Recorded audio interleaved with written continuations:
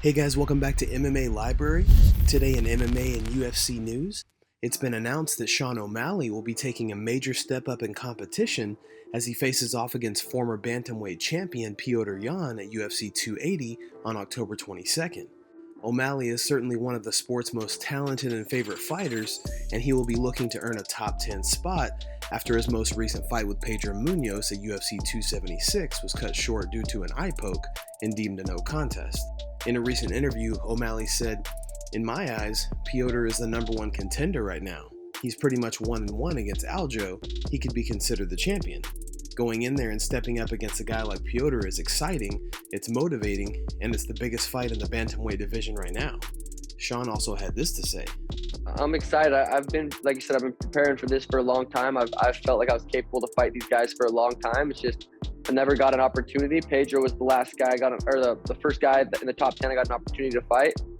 You know, in my eyes, I feel like I won that fight, dominated, didn't get hit once in the face or the body.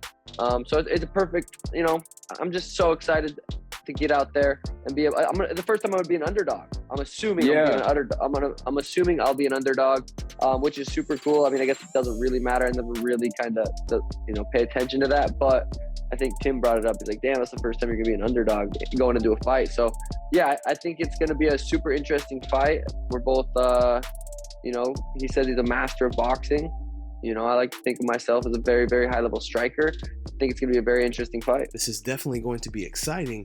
Let us know in the comments who you think takes the win. Big John McCarthy on the Weighing In podcast recently shared his opinion as to why he believes Alexander Volkanovski is the number one pound-for-pound fighter in the UFC. Big John had this to say. I'm going to ask you a simple question. Who was the last fighter that Volkanovski fought that was shorter than him? I don't know if they even make him that short. All right, there you go. The only guy I could think of, maybe Chad Money Mendez. It might have been Chad Mendez is the last one. And I mean, look, everybody he fights is taller, longer, all those things. Yeah. And it does not matter. That guy is fighting right now at a level that nobody else in that division, in my opinion, right now is going to touch. He is just possibly nobody else in the UFC. Yeah, I mean, possibly. Take a look. We were talking, and you gave me a message that a particular manager was not happy with me that I was saying that his guy wasn't the pound for pound now anymore. I thought it was Volkanovski, taking nothing away from his guy, who's fantastic. But now the writers have done the same thing. So Volkanovski is considered the pound for. Look, he deserves it. His performances, the way he's been fighting, who he's been fighting, and the way he's been handling those fights, either with the finishes or just domination of the actual, fight completely. Would you guys agree with Big John in saying that Volkanovski could be considered pound for pound number one in the UFC? Let us know in the comments below. Alexander Gustafsson recently joined ESPN MMA's Brett Okamoto for an interview and spoke about his return to the octagon at UFC London after almost 2 years away from the sport. Here with Alexander Gustafsson, who takes on Nikita Krylov at UFC Fight Night for the first time in 2 years. And it's been a little bit of a wild ride since your last fight. You were scheduled for light heavyweight, you were scheduled for heavyweight, back at light heavyweight. I'm sure it could be a long story, but if you could sum it up, like, how did we arrive at London to fighting Nikita Krylov? How did we get to this fight? It's just been a very long training camp. I had fighting some back problems, but that's sorted out, and now I'm back in light heavyweight, and I'm ready to beat someone up. So I'm happy to be here. I'm excited. Why did you ultimately decide to get to light heavyweight? Because it's more natural for me, and that's the division I've always been in. And I tried heavyweight, but the guys they're big, man. They're big, they're heavy, and I feel my body is. The heavyweight is very confident, and I mean, like, it's very easy to say that you feel good, but light heavyweight is still my division. I'm fast, I'm big, I'm strong, and so I feel good to be back, and gonna have a good time. Michael Bisping recently took to YouTube to explain why he believes a rematch at middleweight is going to be an amazing fight if it ever happens between Jan Blachowicz and Israel Adesanya. Bisping states, he fought at 200 pounds in Muay Thai, and then when you look at the body shape of Jan Blachowicz, he's got a little bit to lose. I'm not saying he's fat, far from it, but he's not ripped, so maybe he can lose a few pounds. If he got down to like 200 pounds, like he did in the past, then I think he can make the weight. When I was fighting at middleweight, I used to want to show up at the fighter hotel at 200 pounds. If I did that with the water loading, with the weight cut process, I could make 185 pretty easily.